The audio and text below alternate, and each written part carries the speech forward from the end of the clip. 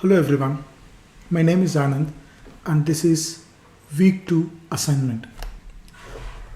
The arrangement is that I am a keynote speaker to a group of entrepreneurs and this is how my presentation goes. I'm not using the same case study as what Ganesh has given. I'm trying to do something very different and I try to do things differently. One of the greatest lessons that we can learn is by learning from observation. And today I want you to experience something very different in learning how to build great startups. Let's ask one fundamental question. Why do startups fail? According to me, startups fail for two reasons. One is after they come to a potential point, they have not scaled up their market. Second one is after a potential success about a market, they have not scaled up their products or solutions. So is there a model that we can learn from the battlefield to understand how to build great products and startups? Well, first let's understand the relationship. Most of the problems in the boardrooms can be related to the solutions in the battlefield. And this is 100% true what I'm trying to say. Let's take an example. Most of the technologies that we live today have evolved because of warfare. Whether it is sonar, whether it is laser, whether it is even internet, the genesis was warfare. And what is war by definition? War by definition is you have a small piece of land. There are many contenders to grab that land. That defines warfare. What's business? What is startup doing? You have an idea, you have a problem that you've solved and you believe that this will affect a target customer and you want to capture that customer. Essentially both are same. And the third important aspect is the organization. If you look at the way how the Indian Army has organized the troops, you have a small group of 10 people called a section. A section is a group of 10 people. The next level is about a group called a platoon of 40 people. Then you have a company of about 100 to 150 people. This is exactly how startups scale. You start with a group of 10 people and eventually you start scaling. After the first round of funding, you come to 40. After the second round of funding, you come to about 100, 150. Essentially, I don't see any difference between a startup, scaling a startup, building a startup and dealing with warfare. So what is that we can learn from the warfare? Remember, the Indian Army is one of the very oldest army in the world. And we had people from erstwhile British Army, people from Pakistan was a part of our country, even Afghanistan was a part of our army. So this model, this toolkit that I'm going to teach you today has words mixed with English, Hindi and Urdu. Are you ready? Sounds interesting? Let's go. The first alphabet, or let me first tell you what is it and then we'll go word by word. It's called Z kit bag.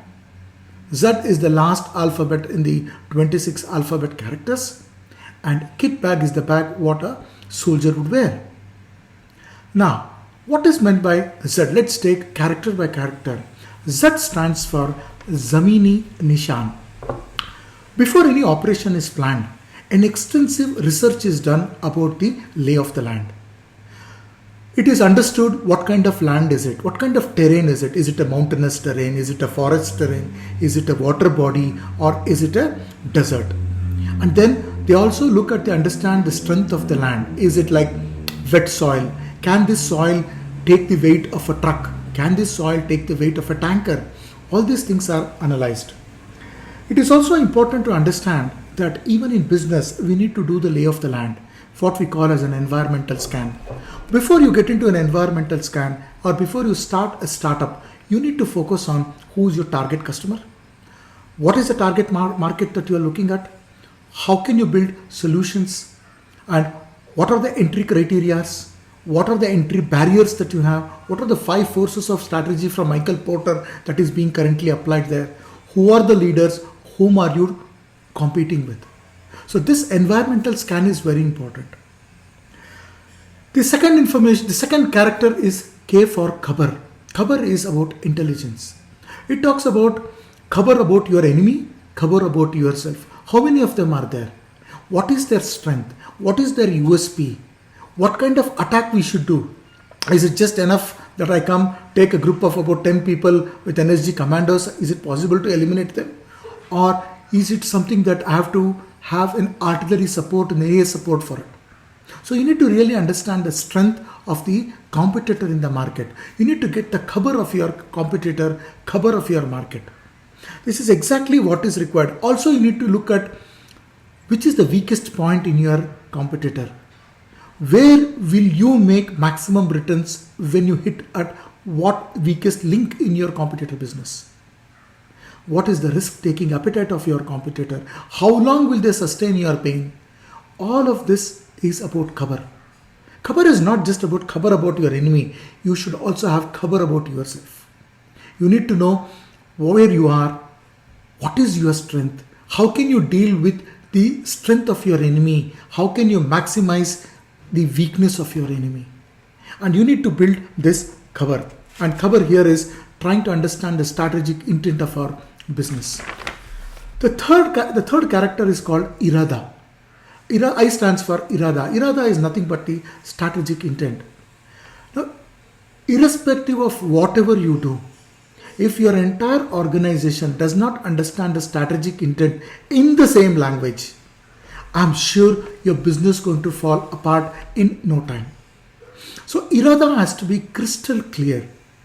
Imagine, it's not just about the working staff, even the non-working staff of your organization, like your daily wages, the security guards, even they should understand what is the strategic intent of our business.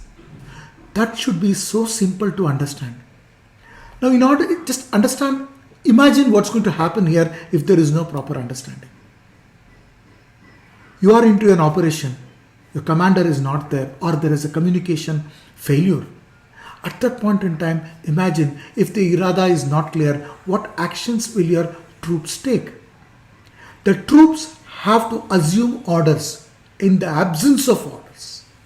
Now, that is very critical. Imagine you are a CEO of a company, of a startup. You and one of your sales guy have gone to pitch a customer. And if the irada is not clear, and if you are not there that day, the sales guy cannot sell the product or the solution. The sales guy will tell, I'll check with my CEO and get back to you. That is a wrong statement. If you have given a strategic intent to your sales guys, they should be able to sell the product on their own without seeking your permission or advice again and again.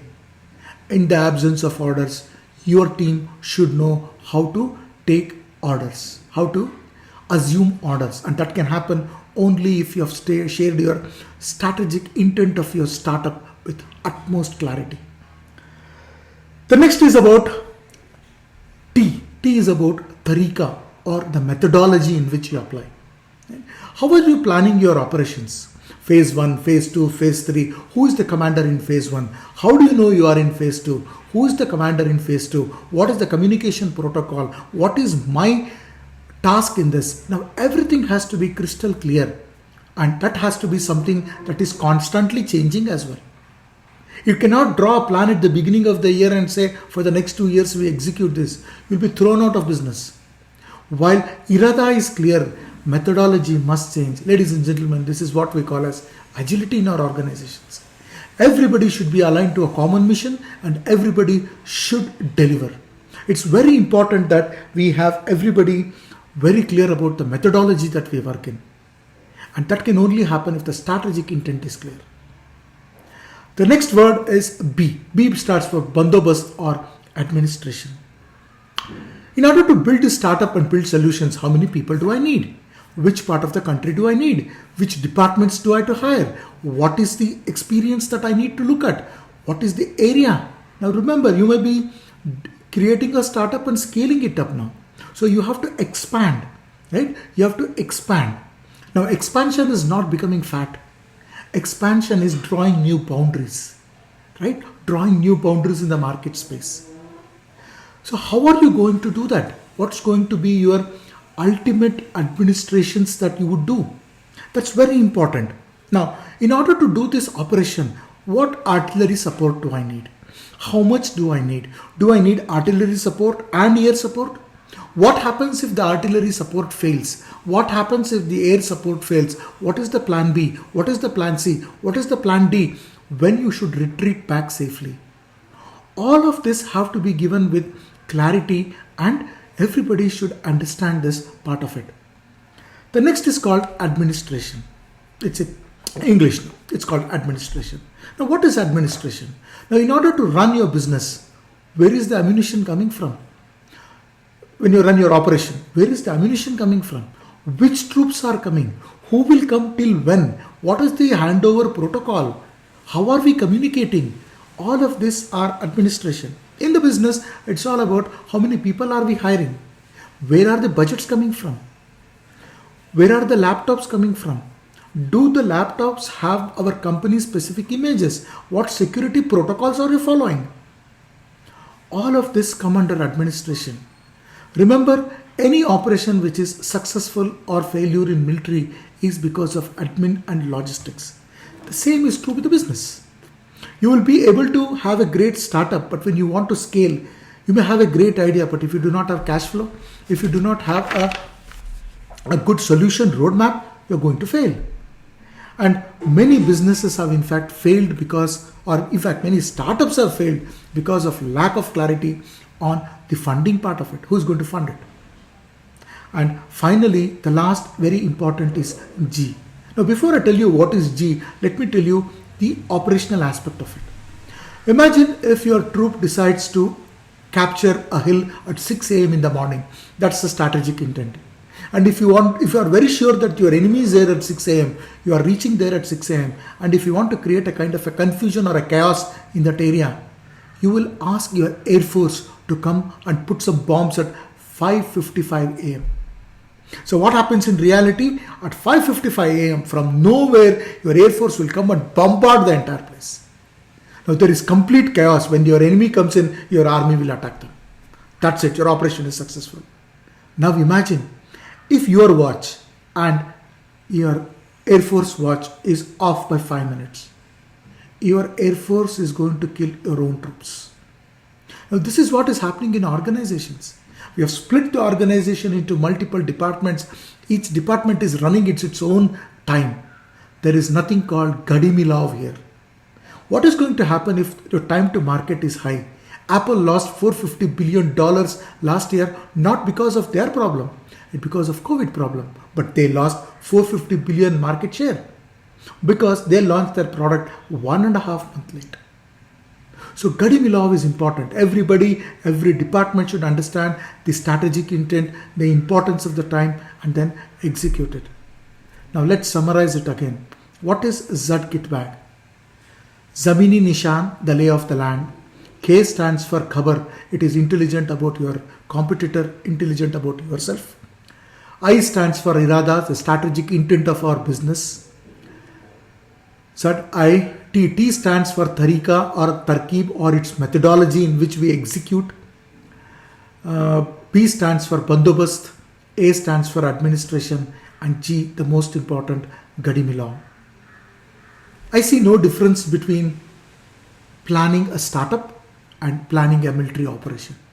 Essentially, both follow the same protocol.